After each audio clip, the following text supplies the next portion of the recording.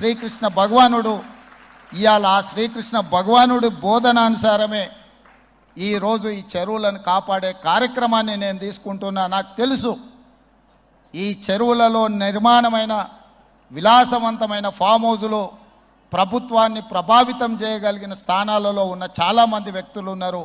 ప్రత్యక్షంగా ప్రభుత్వంలో భాగస్వాములు అయి ఉండొచ్చు, లేకపోతే సమాజం మీద బాగా ప్రభావితం చేయగలిగిన వ్యక్తులు ఉండొచ్చు. కానీ వాటన్నిటినీ నేను పట్టించుకోదలుచుకోలే. ఇది భవిష్యత్ తరాలకు, ఇది రాజకీయాలకు సంబంధం లేదు. నేను స్పష్టంగా చెప్పదలుచుకున్నా.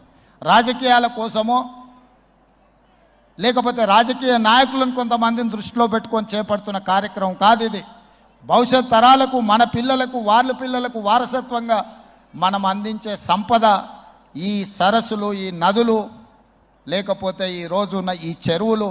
ఈ ప్రకృతి సంపదను మనం విధ్వంసం చేస్తే